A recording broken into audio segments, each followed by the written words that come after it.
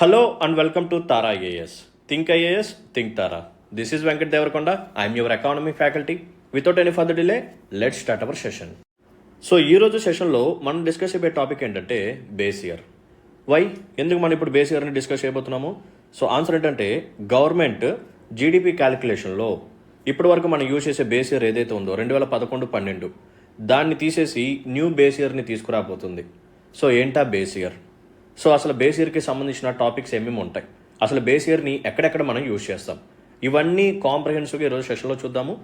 And ఈ topic మీద మనకి ప్రిలిమ్స్లో యాజ్ వెల్ యాజ్ మెయిన్స్లో కూడా క్వశ్చన్స్ వచ్చే ఛాన్సెస్ ఎక్కువగా ఉన్నాయి కాబట్టి సో జాగ్రత్తగా అటెన్షన్ పే చేసి వినండి. సో పిఐబిలో అపీర్ అయిన ఆర్టికల్ చూడండి. The government has decided to update the base year for compilation of GDP. So GDP కంపైలేషన్లో మనం బేస్ ఇయర్ని యూజ్ చేస్తూ ఉంటాము. సో ఇప్పటివరకు మనం యూజ్ చేసిన బేస్ ఇయర్ వచ్చేసరికి 2011-12. సో దీన్ని చేంజ్ చేసి కొత్తగా ఒక బేస్ ఇయర్ని తీసుకొస్తున్నాము అని చెప్పి వాళ్ళు ప్రపోజ్ చేశారు. సో ఆ బేస్ ఇయర్ ఏంటంటే 2022-2023. సో దీనికోసం ఒక కమిటీని కూడా ఎస్టాబ్లిష్ చేశారు. సో ఆ కమిటీ పేరేంటంటే advisory committee on national accounts statistics. Advisory committee on national accounts statistics, ACNAS. It is a committee related for base year. So ఈ కమిటీలో ఎవరెవరు ఉంటారు? సెంట్రల్ గవర్నమెంట్కి సంబంధించిన రిప్రజెంటేటివ్స్ ఉంటారు, స్టేట్ గవర్నమెంట్కి సంబంధించిన రిప్రజెంటేటివ్స్ ఉంటారు, reserve bank of India, academicians, researchers, వీళ్ళందరూ ఈ కమిటీలో ఉంటారనమాట. ఓకేనా? సో ACNASలో వీళ్ళందరూ మెంబర్స్గా ఉన్నారు. సో ఈ కమిటీ యొక్క మెయిన్ రెస్పాన్సిబిలిటీ ఏంటంటే to find new data sources. So ఇప్పటివరకు మనం 2011-12కి సంబంధించిన డేటా సోర్స్ని పెట్టుకొని క్యాలిక్యులేట్ చేసుకుంటూ కంపేర్ చేసుకుంటూ వచ్చాం. ఇప్పుడు 2022-2023 మరి దీనికి సంబంధించిన డేటా అనేది క్వాలిటీ డేటా ఉండాలి కాబట్టి సో మనకి క్వాలిటీ డేటా సోర్సెస్ అనేవి కొత్తగా రావాలి, యాజ్ వెల్ యాజ్ మెథడాలజీ కూడా మనం ఫైండ్ అవుట్ చేయాలి. ఓకేనా? సో కంపైలేషన్ కోసం ఒక methodology as well as data సోర్సెస్ని ఫైండ్ అవుట్ చేయడం కోసం ఈ కమిటీని ఎస్టాబ్లిష్ చేయడం జరిగింది. సో కంటెక్స్ట్ అంటే ఇప్పుడు మనకి అర్థమైపోయింది. ఇప్పుడు మనం బేస్ ఇయర్ గురించి డీటెయిల్గా డిస్కస్ చేద్దాం పదండి. అసలు ఈ బేస్ ఇయర్ని మనం ఎక్కడెక్కడ యూజ్ చేస్తాము అంటే నేషనల్ ఇన్కమ్ అకౌంటింగ్. ఓకేనా? నథింగ్ బట్ జీడిపి క్యాలిక్యులేషన్స్లో కానీ, GNP కానీ, NDP, NNP. సో ఈ క్యాలిక్యులేషన్స్లో ఇది మనకి యూజ్ అవుతుంది అనమాట. తర్వాత inflation as well as deflation. So prices పెరిగాయా తగ్గాయా అనేది మనకి ఎలా తెలుస్తుంది? కంపేర్ చేసుకున్నప్పుడు తెలుస్తుంది. మరి దేంతో మనం కంపేర్ చేసుకుంటాము? బేస్ ఇయర్తో మనం కంపేర్ చేసుకుంటాం. Next one index numbers. Nothing but CPI as well as WPI. CPI అంటే ఏంటమ్మా? Consumer price index. WPI అంటే wholesale price index. So wholesale price ఇండెక్స్లో మనం యూజ్ చేసే బేస్ ఇయర్ వచ్చేసరికి 2011-12. కన్జ్యూమర్ ప్రైస్ ఇండెక్స్లో మనం యూజ్ చేసే బేస్ ఇయర్ వచ్చేసరికి 2012. సో హోల్సేల్ ప్రైస్ ఇండెక్స్లో మనం యూజ్ చేసేది ఒక ఫినాన్షియల్ ఇయర్ అనమాట. కన్జ్యూమర్ ప్రైస్ ఇండెక్స్లో మనం యూజ్ చేసే బేస్ ఇయర్ వచ్చేసరికి క్యాలెండర్ ఇయర్. ఓకేనా? సో ఇక్కడ కూడా మనం బేస్ ఇయర్స్ని యూజ్ చేస్తాం. నెక్స్ట్ వన్ ఎకానమీ పరంగా ఉన్న ట్రెండ్స్ అండ్ పాలసీ పరంగా అనాలిసిస్. సో పాలసీ ఎలా పర్ఫామ్ చేస్తుంది, మనకు ఎకానమీ ఎలా పర్ఫామ్ చేస్తుంది, మరి గూడ్స్ అండ్ సర్వీసెస్ యొక్క ప్రొడక్షన్ పెరిగిందా తగ్గిందా, మార్కెట్ వాల్యూ పెరిగిందా తగ్గిందా, ఇవన్నీ తెలియాలి అంటే we have to compare with what? With base year. ఓకేనా? సో ఇలా మనం డిఫరెంట్ సెగ్మెంట్స్లో బేస్ ఇయర్స్ని యూజ్ చేస్తూనే ఉంటాము. అండ్ ప్రెజెంట్ జీడిపి క్యాలిక్యులేషన్లో మనం యూజ్ చేసే బేస్ ఇయర్ ఏదైతే ఉందో 2011-12 దాన్ని చేంజ్ చేసి 2022-23కి మార్చాలి అని చెప్పి గవర్నమెంట్ ఆఫ్ ఇండియా డెసిషన్ తీసుకుంది. ఓకే, అసలు బేస్ ఇయర్ అంటే ఏంటి? బేస్ ఇయర్ అనేది ఒక చూజ్ అండ్ ఇయర్ అనమాట. అంటే మనం సెలెక్ట్ చేసుకుంటాం ఏదైనా ఒక ఇయర్ని బేస్ ఇయర్ లాగా మనం చూస్ చేసుకుంటాం. సో చూస్ చేసుకుని ఏం చేస్తాము? దాన్ని ఒక రిఫరెన్స్ పాయింట్ లాగా పెట్టుకుంటాం. రిఫరెన్స్ పాయింట్ లాగా పెట్టుకుని ఏం చేస్తాము? We will compare. ఓకేనా? We will compare. సో ఎటువంటి డేటాను మనం కంపేర్ చేస్తామంటే ఎకనామిక్ డేటాను మనం కంపేర్ చేస్తాం. Like GDP or inflation or deflation, CPI, WPI, economic trends etcetera etcetera. ఓకేనా? సో బేస్ ఇయర్ అనేది మనకి మెయిన్గా కంపారిజన్ కోసం యూజ్ అవుతుంది. ఇది ఒక రిఫరెన్స్ పాయింట్ లాగా మనం చూస్ చేసుకుంటాం. So it serves as a benchmark against which future or past economic performance is measured. So ఇది ఒక బేస్ ఇయర్ అనుకోండి. సో దీనికి పాస్ట్లో ఉన్న ఎకనామిక్ పర్ఫార్మెన్స్ని మనం క్యాలిక్యులేట్ చేసుకోవచ్చు, లేదా ఫ్యూచర్ లేదా ప్రెజెంట్, ఇవన్నీ మనం క్యాలిక్యులేట్ చేసుకోవడానికి కంపేర్ చేసుకోవడానికి బేస్ ఇయర్ అనేది యూజ్ అవుతుంది. నెక్స్ట్ చూడండి, what are the key features of base year. So base year అనేది మనకి ఫస్ట్ ఆఫ్ ఆల్ ఒక రిఫరెన్స్ ఇయర్ లాగా యాక్ట్ చేస్తుంది అనమాట. సో కంపేర్ చేసుకోవడానికి చాలా కన్వీనియంట్గా ఉంటుంది. అండ్ నెక్స్ట్ ఇంపార్టెంట్ ఫ్యూచర్ ఏంటంటే ఈ బేస్ ఇయర్స్కి ఒక ఫిక్స్డ్ వాల్యూని మనం అసైన్ చేసుకుంటాం. జస్ట్ ఫర్ ఎగ్జాంపుల్ 2011-12 కదా ప్రెజెంట్ బేస్ ఇయర్, దీనికి మనం 100 అని చెప్పి వాల్యూ ఇచ్చుకుంటాం. సో ప్రెజెంట్ ఫినాన్షియల్ ఇయర్ 2024-2025 ఈ ఇయర్కి సంబంధించిన జీడిపిని మనం క్యాలిక్యులేట్ చేస్తాం. ఇలా క్యాలిక్యులేట్ చేసి దీనికి ఒక వాల్యూ ఇచ్చుకుంటాం, అవునా? సో వాల్యూ V2 అనుకోండి, బేస్ ఇయర్ తాలూకు వాల్యూ వచ్చేసరికి V1 అనుకోండి. సో ఈ V2ని V1ని మనం కంపేర్ చేసుకుంటాం. జస్ట్ ఫర్ ఎగ్జాంపుల్ V1 యొక్క వాల్యూ 100 రూపీస్ అనుకోండి, V2 యొక్క వాల్యూ 150 రూపీస్ అనుకోండి. ఇలా మనం కంపేర్ చేసుకున్నప్పుడు ఏమవుతుంది, 50 రూపీస్ ఎక్స్ట్రా ఉంది, అవునా? సో 50 రూపీస్ ఎక్స్ట్రా ఉంది అంటే సో దీన్ని మనం 100 బేసిస్ పాయింట్స్ ఈక్వల్ చేసుకుంటే 50% గ్రోత్ అని చెప్పి అర్థం అనమాట. సో దేంతో కంపేర్ చేసుకున్నాము, బేస్ ఇయర్తో కంపేర్ చేసుకుంటే ఈ ప్రజెంట్ ఫినాన్షియల్ ఇయర్ యొక్క జీడిపి అనేది 50% పెరిగింది. Just for example, okay? ఒక ఫిక్స్డ్ వాల్యూ 100 అని చెప్పి ఫిక్స్ చేసుకుంటే మన యొక్క కంపారిజన్స్ కోసం, మన యొక్క గ్రోత్ ప్రిడిక్షన్స్ కోసం ఇది కన్వీనియంట్గా ఉంటుంది, ఓకేనా? సో ఓవరాల్గా ఇది కంపారిజన్ టూల్ లాగా యాక్ట్ చేస్తుంది అనమాట. And what is the significance of base year? Let me explain. First significance వచ్చేసరికి స్టాండర్డైజేషన్. సో ఒక పర్టికులర్ ఇయర్ని మనం బేస్ ఇయర్ లాగా పెట్టుకొని ఆ ఇయర్ తాలూకా వాల్యూని మనం క్యాలిక్యులేట్ చేసి అలా రిఫరెన్స్ పాయింట్ లాగా పెట్టుకుంటాం. సో ప్రెజెంట్ ఇయర్ యొక్క జీడిపి, సో ఈ జీడిపిలో మనకి రియల్ జీడిపి ఉంటుంది, నామినల్ జీడిపి ఉంటుంది, అండ్ అదర్ ఫ్యాక్టర్స్ కూడా ఉంటాయి.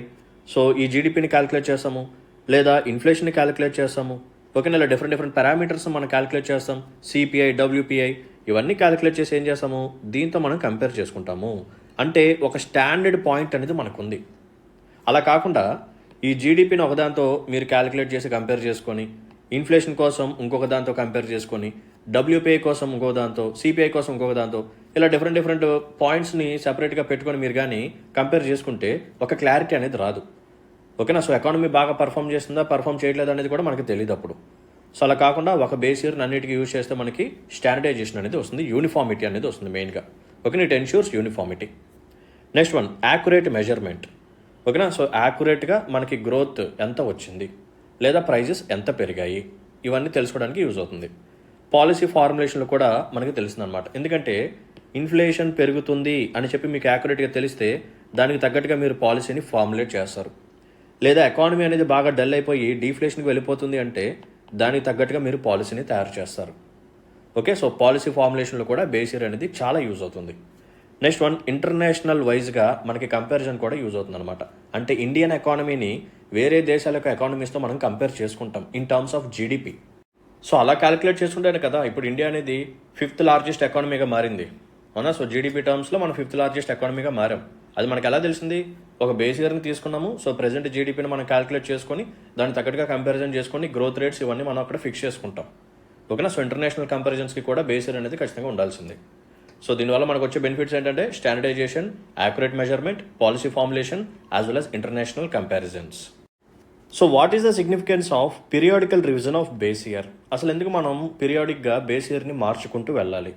సో మనకి యాక్చువల్గా 1948-49 ఇది ఫస్ట్ బేస్ ఇయర్ అనమాట మన ఇండియాకి, ఇండిపెండెంట్ ఇండియాకి ఫస్ట్ బేస్ ఇయర్ వచ్చేసరికి 1948-49. తర్వాత కూడా మళ్ళీ మనం కంటిన్యూస్గా మార్చుకుంటూ వచ్చాము. అండ్ వెరీ రీసెంట్గా 2004-2005 ఇది బేస్ ఇయర్గా ఉండేది. దీన్ని మనం ఏం చేసాము, రివైజ్ చేసి 2011-12కి తీసుకొచ్చాం. ఇప్పుడు దీన్ని కూడా మనం మార్చేసి 2022-23కి తీసుకొస్తున్నాం అనమాట. సో ఎందుకు అలా కంటిన్యూస్గా రివైజ్ చేసుకుంటూ వెళ్తున్నాము అంటే, first one, changes in economic structure. So కాలం మారే కొద్దీ మన ఎకానమీలో కొత్త ఇండస్ట్రీస్ అనేవి వస్తూ ఉంటాయి, న్యూ గూడ్స్ అండ్ సర్వీసెస్ అనేవి అపీర్ అవుతూ ఉంటాయి. సో ఒకవేళ మన యొక్క బేస్ ఇయర్ అనేది చాలా ఓల్డ్గా ఉందనుకోండి, దాంట్లో ఈ న్యూ ఇండస్ట్రీస్ కానీ న్యూ గూడ్స్ అండ్ సర్వీసెస్ కానీ ఉండవు. ఒకవేళ ఆ పర్టికులర్ బేస్ ఇయర్లో ఈ గూడ్స్ కానీ ఇండస్ట్రీస్ కానీ లేకపోతే మనం ప్రెజెంట్ ఇయర్లో క్యాలిక్యులేట్ చేసేటప్పుడు వాటి యొక్క ప్రైజెస్ అనేవి అవైలబుల్గా ఉండవు కాబట్టి, వాటి యొక్క డేటా అనేది అవైలబుల్గా ఉండవు కాబట్టి వాటిని మనం ఇంక్లూడ్ చేయలేము, ఓకేనా? సో కొత్తగా వచ్చిన ఇండస్ట్రీస్, గూడ్స్ అండ్ సర్వీసెస్ అనేవి ఎక్స్క్లూడ్ అయిపోయే ఛాన్స్ ఉంది. ఎందుకంటే మనం రియల్ జీడిపి, నామినల్ జీడిపి రెండింటిని క్యాలిక్యులేట్ చేస్తాము. నామినల్ జీడిపి పరంగా వస్తే మీకు ఎటువంటి ప్రాబ్లం అనేది ఉండదు, బట్ రియల్ జీడిపి పరంగా ప్రాబ్లం అనేది ఉంటుంది. ఎందుకంటే రియల్ జీడిపిలో మనం ప్రైజెస్ అనేవి బేస్ ఇయర్ ప్రైజెస్ వేస్తాం. ఒకవేళ కొత్తగా వచ్చిన ఇండస్ట్రీస్, దానికి సంబంధించిన గూడ్స్ అండ్ సర్వీసెస్ ఇప్పుడు మనకి ఉంటాయి. సో వాటి యొక్క లేటెస్ట్ ప్రైజెస్ అవైలబుల్గా ఉంటాయి, బట్ వాటి యొక్క బేస్ ఇయర్ ప్రైజెస్ అనేవి ఉండవు. సో దట్ క్యాలిక్యులేషన్ పరంగా చాలా కాంప్లెక్సిటీ అనేది వస్తుందన్నమాట. Next one, changing production and consumption patterns. So production patterns మారుతున్నాయి, కన్జంప్షన్ ప్యాటర్న్స్ కూడా మారుతున్నాయి కాబట్టి సో లేటెస్ట్ ట్రెండ్స్కి తగ్గట్టుగా మనం బేస్ ఇయర్ని ఎప్పటికప్పుడు అప్డేట్ చేసుకుంటూ ఉండాలి. సో చెప్పాను కదా, incorporates new goods and services in the basket. It enhances accuracy of economic indicators, incorporates technological advancements aligned with international standards. So ఎప్పటికప్పుడు ఇంటర్నేషనల్ స్టాండర్డ్స్కి తగ్గట్టుగా మనం అలైన్ చేసుకుంటూ ఉండాలి అంటే బేస్ ఇయర్ని కంటిన్యూస్గా రివైజ్ చేసుకుంటూ ఉండాలి. ఓకేనా. In India the base year for GDP calculation is updated to 2022 to 2023 on December 2nd, 2024. ఓకేనా. సో ఈ బేస్ ఇయర్ని ఎప్పటి నుంచి అమలులోకి తీసుకొస్తారు అంటే February 2026 కల్లా ఈ పర్టికులర్ బేస్ ఇయర్ని అప్లికేబుల్లోకి తీసుకురావడానికి ట్రై చేస్తున్నారు.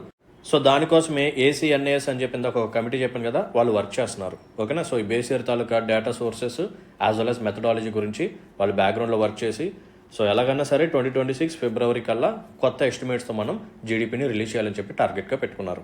That's it. సో ఏదైనా ఒక ఇయర్ని బేస్ ఇయర్ లాగా చూస్ చేసుకోవాలి అంటే అక్కడ కొన్ని పారామీటర్స్ని మనం ఫాలో అవుతాం. So what are those parameters? First one వచ్చేసరికి representativeness. The base year must reflect normal and stable economic activity which should be free from extreme fluctuations like recessions or global crisis. Just for example ఇప్పుడు COVID year ఉంది 2020, 2021. So వాటిని మనం base year లాగా తీసుకోలేము. ఎందుకంటే ఆ time పీరియడ్లో మనకి చాలా ఫ్లక్చుయేషన్స్ వచ్చాయి. మొత్తం లాక్డౌన్, సో మొత్తం ప్రొడక్షన్ యాక్టివిటీ అనేది తగ్గిపోతుంది. సో దాన్ని కానీ మనం తీసుకుంటే ఓకేనా, ఒకవేళ 2020, 2021 ఈ ఇయర్స్ని కానీ మీరు బేస్ ఇయర్ లాగా తీసుకుంటే ఒక ప్రాబ్లం వస్తుంది. ఆ ప్రాబ్లం ఏంటంటే లో base effect. So what is low base effect? Don't worry, next స్లైడ్లో ఎక్స్ప్లెయిన్ చేస్తాను, తర్వాత వెయిట్ చేయండి. సో మనం చూస్ చేసుకునే బేస్ ఇయర్ ఏదైతే ఉందో ఆ ఇయర్లో ఎక్కువగా ఫ్లక్చుయేషన్స్ అనేవి ఉండకూడదు. రెసిషన్ కానీ లేకపోతే టూ మచ్ ఇన్ఫ్లేషన్ కానీ గ్లోబల్ క్రైసిస్ కానీ ఇటువంటివి ఉండకూడదు. క్లాసికల్ ఎగ్జాంపుల్స్ ఏంటంటే కోవిడ్ కానీ లేకపోతే డిమానిటైజేషన్ కానీ. ఓకేనా. సో డిమానిటైజేషన్ చేసినప్పుడు కూడా ఎకానమీ అనేది ఫ్లక్చుయేట్ అవుతుంది. సో అటువంటి ఇయర్స్ని మనం సెలెక్ట్ చేసుకోకూడదు. Next one, data availability. Comprehensive, reliable and up to date data for all key sectors must be available for the chosen year. So data అనేది రిలయబుల్గా ఉండాలి, అవైలబుల్గా కూడా ఉండాలి, అది కూడా అన్ని సెక్టర్స్కి సంబంధించిన data. Next one, align with current trends. Periodic revision. The base year should be updated every 5 to 10 years to align with structural changes in the economy and remain relevant. Okay. So రిలవెంట్గా ఉండటం కోసం ఎప్పటికప్పుడు మనం update చేసుకుంటూ ఉండాలి. Next one, sectoral coverage. It should include all significant sectors, agriculture, industry, services and represent the entire economy comprehensively. ఓకేనా. ఇందా మనం మాట్లాడుకున్నట్టే ఓల్డ్ బేస్ ఇయర్ని కానీ మనం ఫాలో అయ్యామనుకోండి, new industries, new goods and సర్వీసెస్ని మనం ఇంక్లూడ్ చేయలేం. సో ఎక్స్క్లూజన్ అనేది ఎక్కువగా ఉంటుంది. సో దానికోసమే ఎప్పటికప్పుడు పీరియాడికల్గా మనం అప్డేట్ చేసుకుంటూ వెళ్ళాలి. ఓకేనా. సో బేస్ ఇయర్ని కానీ మనం సెలెక్ట్ చేసుకోవాలి అంటే మెయిన్ థింగ్ వచ్చేసరికి ఫ్లక్చుయేషన్స్ ఉండకూడదు. ఓకేనా. లైక్ కోవిడ్ కానీ, రిసిషన్ కానీ, ఇన్ఫ్లేషన్ కానీ, డిమానిటైజేషన్ కానీ, వార్స్ కానీ, డ్రాట్స్ కానీ ఇటువంటి కండిషన్స్ ఏది అక్కరవని ఒక ఇయర్ని మనం బేస్ ఇయర్ లాగా సెలెక్ట్ చేసుకుంటాం. ఓకే. ఆ బేస్ ఇయర్లో అన్ని సెక్టర్స్కి సంబంధించిన డేటా అనేది అవైలబుల్గా ఉండాలి, రిలయబుల్గా ఉండాలి. దాంతోపాటు ఆ బేస్ ఇయర్లో అన్ని సెక్టర్స్కి సంబంధించిన డేటా కూడా కాంప్రహెన్సివ్గా అవైలబుల్గా ఉండాలి. ఓకేనా. It should be relevant today. So base ఇయర్ని రివైజ్ చేసేటప్పుడు మనకి కొన్ని ఛాలెంజెస్ వస్తాయి. ఎటువంటి ఛాలెంజెస్ అంటే డేటా కలెక్షన్. ఇందాక మనం ఏదైతే కమిటీకి ఒక టాస్క్ని అసైన్ చేశామో సో వాళ్ళు ఇప్పుడు చాలా కష్టాలు పడతారు. ఓకేనా. సో కొత్త డేటాని మొత్తం న్యూ సోర్సెస్ని వాళ్ళు ఫైండ్ అవుట్ చేయాలి. అండ్ రివిజన్ చేసేటప్పుడు కూడా ఈ కొత్త డేటాని తీసుకొచ్చి అప్డేట్ చేసి మనం కంపేర్ చేయాలి కాబట్టి డిలే అవుతుంది. సో కంపేరబుల్ పరంగా కూడా మనకి కొన్ని ఇష్యూస్ అనేవి వస్తాయి. ఓకేనా. సో డేటా కలెక్షన్ పరంగా ఛాలెంజెస్ ఉంటాయి, రివిజన్ పరంగా డిలే జరుగుతుంది, యాజ్ వెల్ as కంపేరబిలిటీ ఇష్యూస్ కూడా వస్తాయి. ఇప్పుడు మనం బేస్ ఎఫెక్ట్ గురించి డిస్కస్ చేద్దాం. సో దీంట్లో మనకి లో బేస్ ఎఫెక్ట్ ఉంటుంది, హై బేస్ ఎఫెక్ట్ కూడా ఉంటుంది. రెగ్యులర్గా మనకి న్యూస్లోకి వచ్చేది ఏంటంటే లో base effect. So let me explain. ఒక ఎగ్జాంపుల్ ద్వారా ఇది మనం తెలుసుకుందాం. So there is an individual X. ఇతను ఏంటంటే ఒక ఎథ్లీట్ అనుకోండి. సో కంటిన్యూస్గా స్ప్రింట్స్ కొడుతూ ఉంటారు. సో డైలీ గ్రౌండ్కి వెళ్ళి ఇతను రన్నింగ్ చేస్తూ ఉంటాడు. సో డైలీ ఇతను 10 rounds కొడుతూ ఉంటాడు ఎవ్రీడే. ఓకేనా. ఎవ్రీడే 10 rounds కొడుతూ ఉంటాడు. సడన్గా ఒకరోజు ఇతనికి హెల్త్ బాగోక 5 rounds మాత్రమే కొట్టాడు. ఓకేనా. 5 rounds మాత్రమే కొట్టాడు. నెక్స్ట్ డే హెల్త్ కొంచెం రికవర్ అయింది. సో 7 rounds కొట్టాడు. తర్వాత 9, తర్వాత మళ్ళీ 10 rounds, నెక్స్ట్గా 10 rounds కొట్టుకుంటూ వెళ్తున్నాడు. ఓకే. జస్ట్ ఫర్ ఎగ్జాంపుల్ ఇతను 7 rounds కొట్టిన డే ఏదైతే ఉందో దాన్ని తీసుకొచ్చి ఈ 5 rounds కొట్టిన డేతో కంపేర్ చేశాడు అనుకోండి. అతనికి పర్ఫార్మెన్స్ పెరిగినట్టు ఎంత 2 rounds పెరిగినట్టు. సో బాగా డబుల్ అయింది కదా. సో 2 rounds పెరిగాయి, అమ్మో నేను బాగా పర్ఫామ్ చేశాను అని చెప్పి అనుకుంటే కుదురుతుందా? కుదరదు. ఎందుకంటే తన యొక్క బెస్ట్ అనేది, నార్మల్ బెస్ట్ అనేది 10 అలాగే ఉంది. నువ్వు ఇంకా 10ని రీచ్ అవ్వలేదు. ఇక్కడ నువ్వేం చేస్తున్నావు, నీ యొక్క లో పర్ఫార్మెన్స్ స్టేట్తో కంపేర్ చేసుకుంటున్నావు. సో 5 అనేది నీ యొక్క లీస్ట్ పర్ఫార్మెన్స్. సో దాంతో నువ్వు కంపేర్ చేసుకుంటే నీకు గ్రోత్ అనేది ఉన్నట్టు కనిపిస్తుంది. బట్ యాక్చువల్గా నువ్వు దేంతో కంపేర్ చేసుకోవాలి? ఈ 10 అనే దాంతో కంపేర్ చేసుకోవాలి. దాంతో కంపేర్ చేసుకుంటే యు ఆర్ -3, నాట్ +2. ఓకేనా? సో ఇలాగే మనం ఎకానమీ పర్ఫార్మెన్స్ పరంగా కూడా క్యాలిక్యులేట్ చేస్తాం.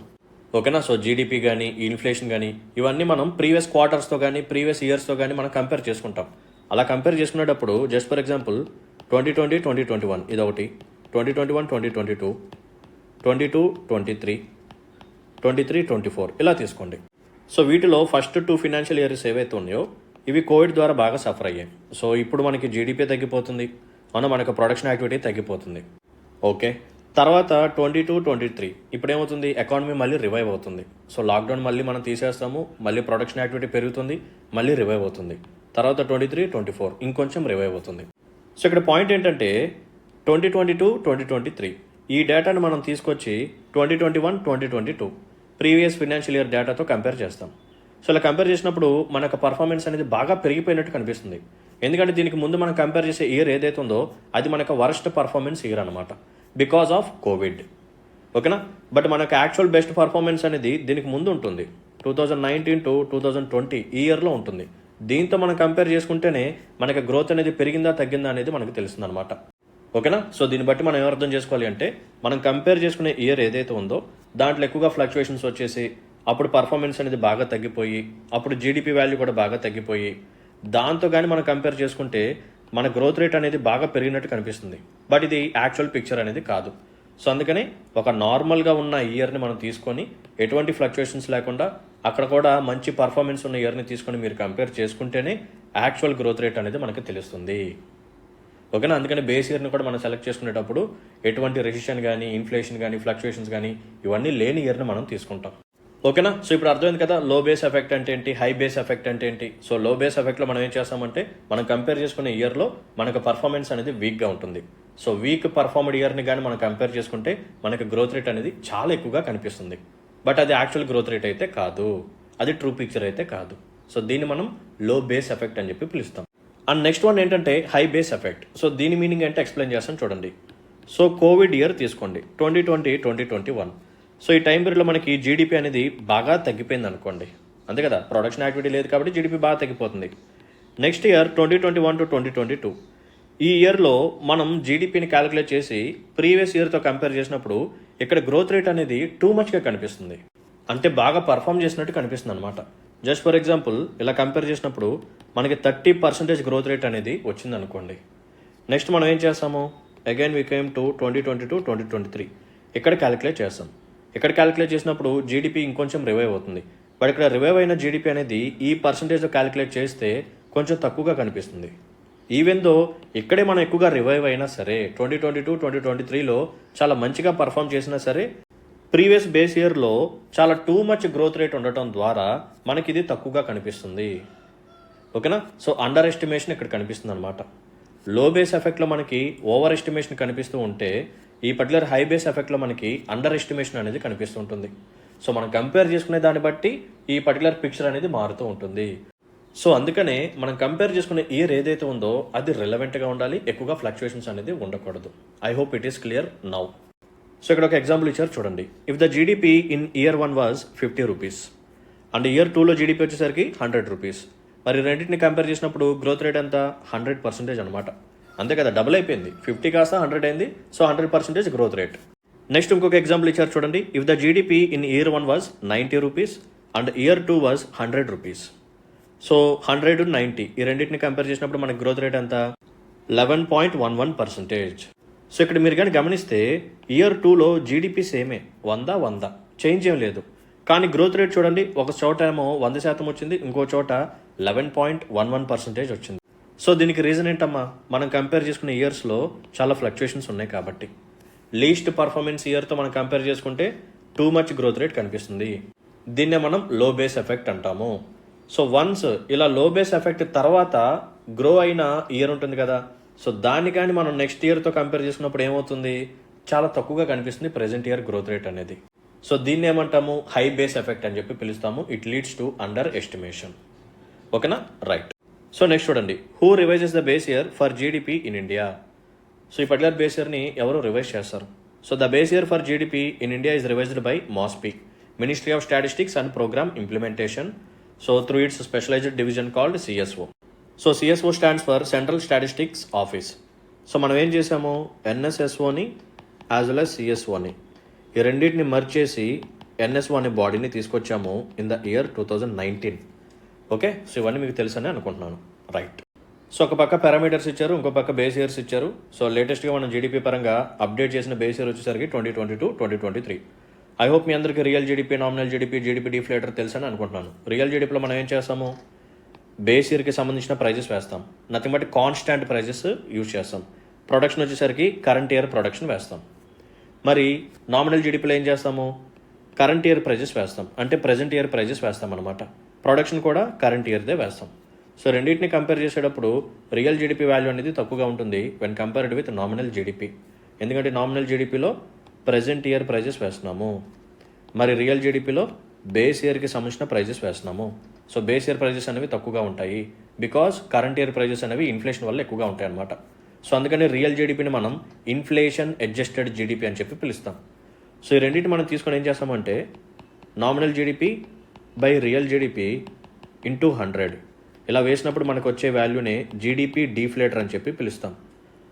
ఓకేనా, సో జీడిపి డీఫ్లేటర్. సో దీని ద్వారా మనం ఇన్ఫ్లేషన్ ఎంత పెరిగిందని చెప్పి కూడా క్యాలిక్యులేట్ చేయొచ్చు. ఓకేనా, సో జీడిపి డీఫ్లేటర్ పరంగా యూస్ చేసే base year latest one 2022-2023. So సిపిఐలో నేను చెప్పాను క్యాలెండర్ ఇయర్ని మనం యూస్ చేసాము 2012, అండ్ డబ్ల్యూపీఏలో 2011-12, and index of industrial production 2011-12, రీర్ 2011-12. ఓకేనమ్మా, right.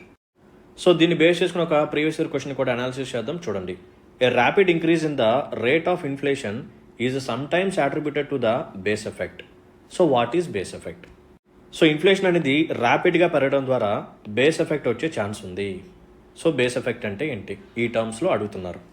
So it is impact of drastic deficiency in supply due to failure of crops. ఇక్కడ మనం సప్లై గురించి మాట్లాడలేదు. So it is the impact of surge in demand, అసలు demand గురించి మాట్లాడలేదు. So rate of inflation, so inflation అంటే ఏంటి, general rise in the price of goods and services. So prices అనేవి ర్యాపిడ్గా పెరిగిపోతున్నాయి. సో ర్యాపిడ్గా పెరిగిపోయినప్పుడు అప్పుడు ఒక జీడిపి వాల్యూ వస్తుంది. ఈ జీడిపి వాల్యూని నెక్స్ట్ ఇయర్ వచ్చిన జీడిపి వాల్యూతో మనం కంపేర్ చేసినప్పుడు మనకి బేస్ ఎఫెక్ట్ అనేది కనిపిస్తుంది అనమాట. So it is the impact of price levels of previous years on the calculation of inflation rate. ఓకేనా, సో ప్రీవియస్ ఇయర్లో అమాంతరంగా ఇన్ఫ్లేషన్ వల్ల ప్రైజెస్ పెరిగాయి అనుకోండి, దాంతో మనం ఇప్పుడు కానీ కంపేర్ చేసుకుంటే మనకి బేస్ ఎఫెక్ట్ అనేది క్రియేట్ అవుతుంది, ట్రూ పిక్చర్ అనేది కనపడదు. So option C is the right answer. So దీంతో మనం సక్సెస్ఫుల్గా ఈరోజు సెషన్ని ఫినిష్ చేసుకున్నాం. సో చాలా అంటే చాలా కాంప్రహెన్స్గా ఒక సింగిల్ మైక్రో టాపిక్ గురించి ఇంతవరకు మనం డిస్కస్ చేసుకున్నాం. సో ఇటువంటి కాంప్రహెన్సివ్ సెషన్స్ మా నుంచి మరిన్ని కోరుకున్నట్టయితే please hit the like button, మీ యొక్క వాల్యుబుల్ కామెంట్ని మెన్షన్ చేయండి, అండ్ మీ ఫ్రెండ్స్ అండ్ ఫెలాస్ ఫ్రెండ్స్కి మన వీడియోస్ని షేర్ చేయండి. And one more important point ఏంటంటే please do check out our website taraas.com. So దీంట్లో మనం మల్టిపుల్ ఇనిషియేటివ్స్ని తీసుకురాబోతున్నాము. ప్రజెంట్ ఎన్సీఆర్టీ పీడిఎఫ్స్ని మీకు ఫ్రీగా అక్కడ ప్రొవైడ్ చేయడం జరుగుతుంది. సో ఎన్సీఆర్టీస్ ఇంకా ఎవరైనా సరే చదవని వాళ్ళు ఉంటే ప్లీజ్ చదవండి, ప్రిలిమ్స్కి చాలా యూజ్ అవుతాయి. డైరెక్ట్గా ప్రిలిమ్స్కి ఎన్సీఆర్టీస్లో నుంచి చాలాసార్లు క్వశ్చన్స్ వస్తున్నాయి. ముఖ్యంగా జాగ్రఫీ నుంచి అయితే రెగ్యులర్గా క్వశ్చన్స్ వస్తున్నాయి డైరెక్ట్లీ ఫ్రమ్ ఎన్సీఆర్టీస్. హిస్టరీ నుంచి వస్తున్నాయి, అండ్ ఎకానమీ నుంచి కూడా వస్తున్నాయి, పాలిటీ నుంచి కూడా వస్తున్నాయి. సో ప్రతి సబ్జెక్ట్కి చాలా ఇంపార్టెన్స్ ఉంది ఎన్సీఆర్టీస్ పరంగా. సో ప్లీజ్ ఎన్సీఆర్టీస్ని ఫస్ట్ ఫినిష్ చేసేయండి. ఓకేనా, ఒకవేళ ఫినిష్ చేసినా రివైజ్ చేయడానికి మీకు బాగా యూజ్ అవుతుంది. That's it. So let's call it a day then. See you in the next session. Until then, take care. Bye bye. Jai Hind.